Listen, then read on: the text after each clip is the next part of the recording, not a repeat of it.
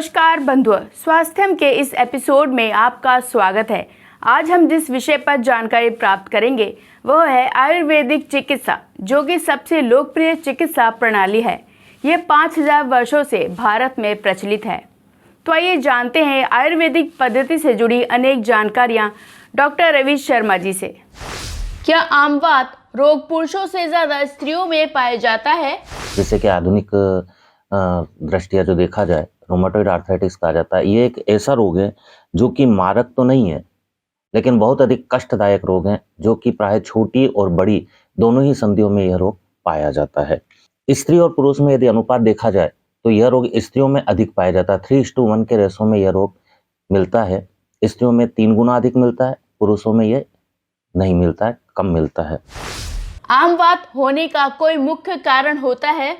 जो अनुकूल इसके कारण है, जिसकी वजह से ये बढ़ता है, तो प्राय ठंडा वातावरण, जो लोग भेज या सीलन वाले स्थानों पर रहते हैं उनको हैं, जिनका पारिवारिक इतिवृत्त मिलता है, जिनमें पाचन संस्थान की विकृति, जिनका पेट प्राय डिस्टर्ब रहता है, भूख नहीं लगती है, अजीर्ण की अवस्था रहती है, तो ऐसे लोगों में भी यह रोग अधिक पाया जाता है। मानसिक तनाव, जो बहुत ज़्यादा दिमाग का उपयोग करते हैं, बहुत ज़्यादा टेंशनाइज रहते हैं, चिंता शोक आदि को बहुत ही ज़्यादा अपने दिल पर ले लेते हैं, उन रोगियों में भी यह रोग अधिक पाया जाता है। इस रोग का प्रभाव सबसे ज्यादा और सबसे कम कब होता है? जिस समय यह अधिक पीड़ित करता है वो समय है प्रातः काल। प्राय यह रोग दिन की अपेक्षा सुबह सुबह अधिक मात्रा में पीड़ित करता है। इसके अलावा ठंड की ऋतु, ठंड का मौसम या अपने बारिश का मौसम, जिस समय मेघाच्छन्न हो चुके हैं, बादल हो रहे हो, बारिश आ रही हो, तो ऐसे समय जो ठंडक होती है उस समय भी अधिक पीड़ा करता है। इसके अलावा अवसाद या अपने प्रिय को खो देने पर जो आदमी शोकग्रस्त हो जाता है, उस समय भी यह रोग पीड़ित करता है। ऐसी अवस्था जब यह स्वतः ही कम होता है, तो विशेष रूप से मध्याह्न, जब सूर्य की रोशनी तीव्र होती है और वातावरण में जब उष्णता छाई रहती है, उस समय यह रोग स्वभाव से कम होता है। क्या पाचन क्रिया से भी इस पर असर पड़ता है? पेट साफ है, मल प्रवृत्ति सम्यक रूप से हो रही है, अर्थात कब्जी की अवस्था में पड़ेगा, लेकिन अगर मल प्रवृत्ति सम्यक है, पेट आपका साफ है, पाचन प्रॉपर है, तो यह अपने लक्षणों को अल्प कर देता है। रोगी स्वयं दुखी नहीं है, प्रसन्नता की अवस्था में, तो भी इस रोग के लक्षण स्वतः कम हो जाते हैं।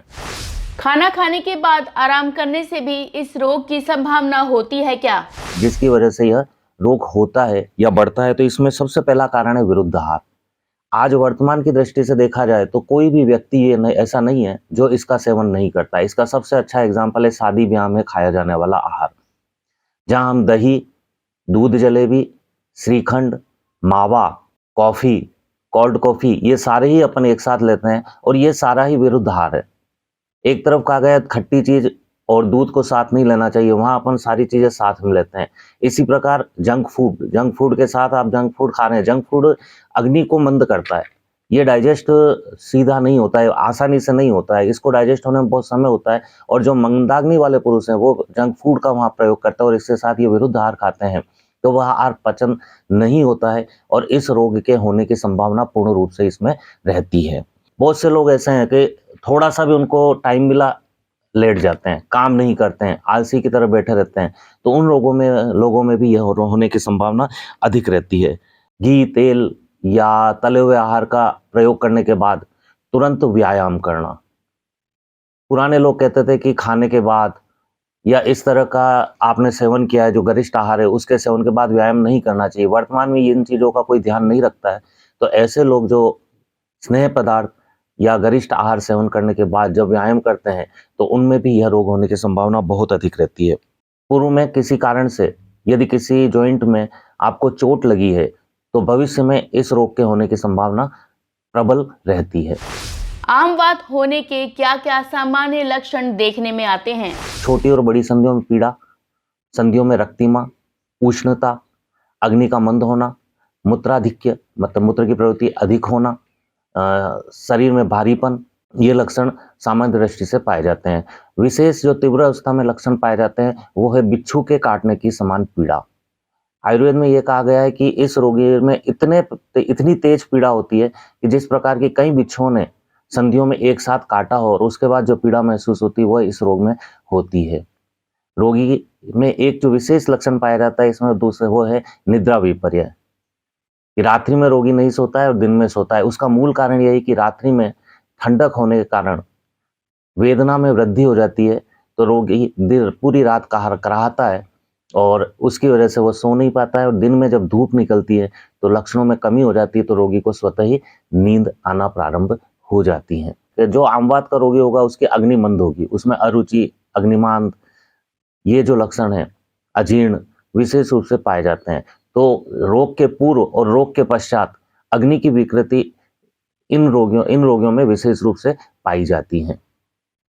रोगी जब तक अग्नि की विकृति को दूर नहीं करेगा तब तक ये रोग ठीक होने की संभावना नहीं के बराबर रहती है। इस रोग में जहां अन्य लक्षण होते हैं, इसके साथ हृदयगत विकृति भी इसमें पाई जाती है, जिसको कि अपने रूमेटिक फीवर या आमवात के कारण हृदय में प्रभाव होता है, जिससे द्विपत्रक कपाट या बाइकॉस्पिड जो वाल्व है वो प्रभावित हो जाता है, जो कि ताउम्र इससे पीड़ित रहता है। इसका एक ही उपचार है, ऑपरेशन करना या इस रोग को कंट्रोल में रखना। संधि स्थान क्या है? चिकित्सा की दृष्टि से देखा जाए तो यह रोग सबसे पहले जो हमारे आयुर्वेद में इसको कहा गया है कि यह आम और वात के कारण होता है। आम, जैसा मैं शुरू से कहता आ रहा हूँ कि इसमें अग्नि की विकृति प्रधान रहती है।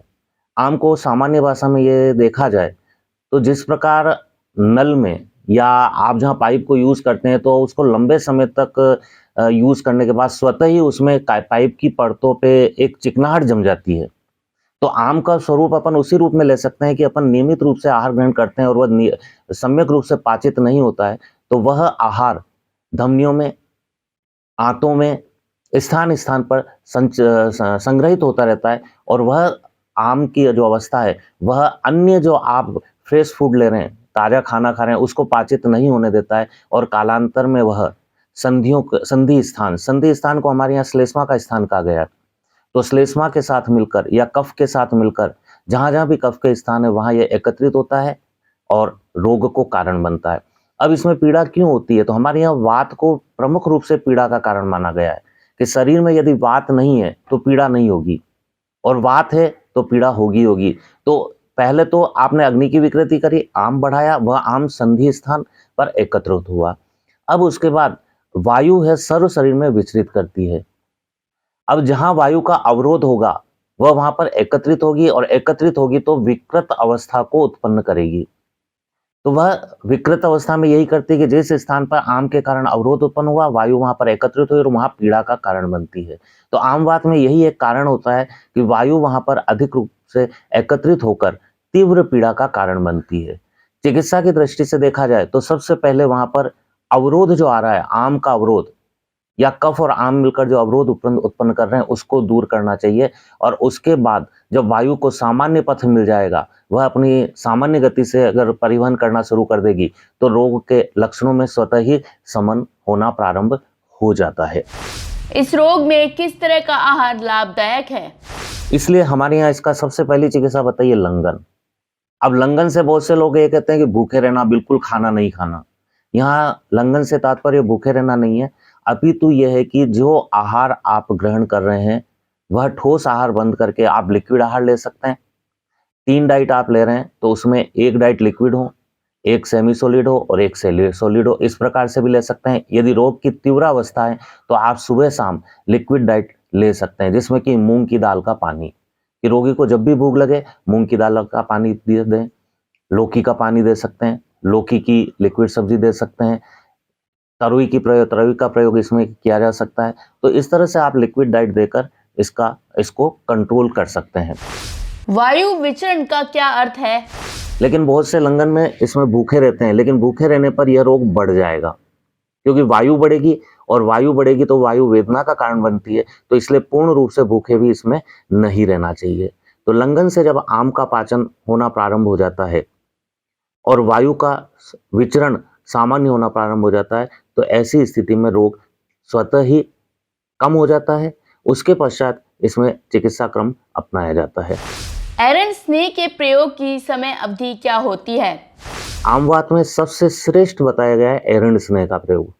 जो इस तरह के रोगी हैं, नियमित रूप से 3 से 6 महीने तक यदि एरंड स्नेह का प्रयोग करते हैं तो यह रोग कंट्रोल हो जाता है और ठीक होने की प्रबल संभावना इसमें रहती है। एरंड स्नेह कब और कैसे लिया जा सकता है? एरंड स्नेह में एक प्रॉब्लम आती है कि लोग ये इसको ले नहीं पाता है, तो इसके लेने के अलग अलग तरीके हैं। इसको गर्म पानी से लिया जा सकता है, दूध में मिलाकर लिया जा सकता है। आप ऐसी चीज जो आपको प्रिय है, जैसे कि मूंग की दाल में मिला के लिया जा सकता है, और भी कोई ऐसा आहार जो लघु है और आपको प्रिय हो तो उसमें मिलाकर इसको लिया जा सकता है। और आसानी से इसको रात को सोते समय नियमित रूप से इसका यदि प्रयोग करते हैं तो इस रोग को स्वतः ही रोगी स्वयं कंट्रोल कर सकता है।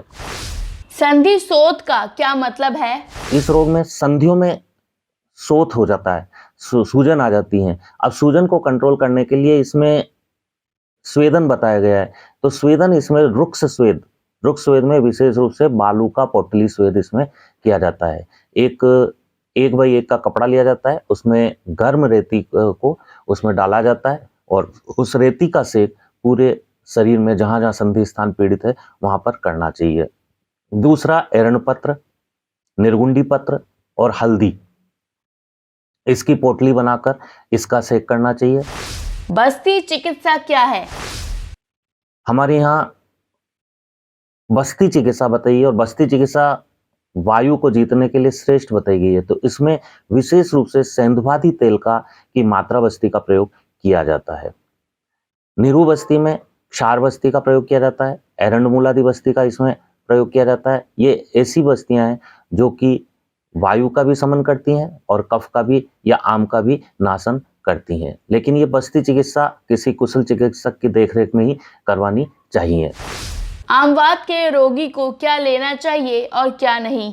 लहसुन की मात्रा अपने आहार में बढ़ानी चाहिए। हिंगू का प्रयोग, हिंगू जहाँ अग्नि का वर्धन करती है वहीं वायु का शमन भी करती है, तो हिंगू का नियमित रूप से प्रयोग करना चाहिए। सहीजन, सिगरू जिसको बोलते हैं, तो सहीजन की फली जब मार्केट में आती है तो उसका नियमित रूप से सब्जी बनाकर या उसका सूप बनाकर प्रयोग करना चाहिए। यदि आसपास में पेड़ हैं तो आपको उसके पत्र आदि का क्वाथ नियमित रूप से प्रयोग करना चाहिए।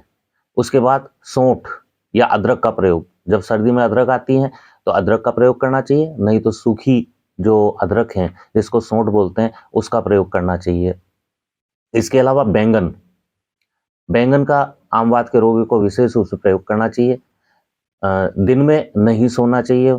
दही का प्रयोग बिल्कुल नहीं करना चाहिए। दही कफवर्धक होता है, शोथ कारक होता है, तो ऐसी स्थिति में इस रोग में वेदना को भी बढ़ाएगा, आम को भी बढ़ाएगा, तो रोग की वृद्धि होती है। जब बादल हो रहे हो तो उस समय विशेष रूप से अपने तन को ढक, बादल सर्दी की अवस्था में, ठंड की ऋतु में अपने शरीर को अधिक से अधिक ढक कर रखना चाहिए। यहाँ तात्पर्य है कि शरीर को गर्म रखना चाहिए।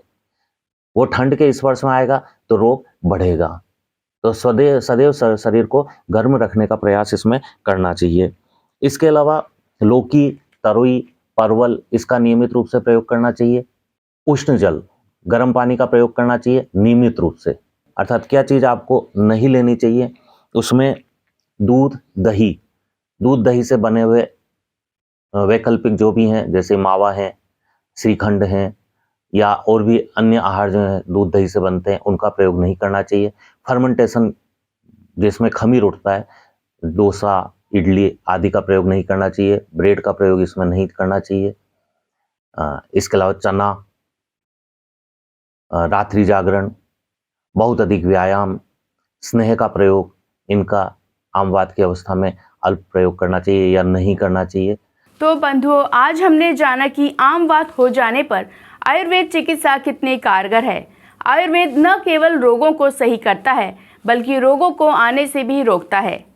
स्वास्थ्य से जुड़ी अन्य जानकारियों के लिए देखते रहिए स्वास्थ्य हर शुक्रवार रात 9 बजे।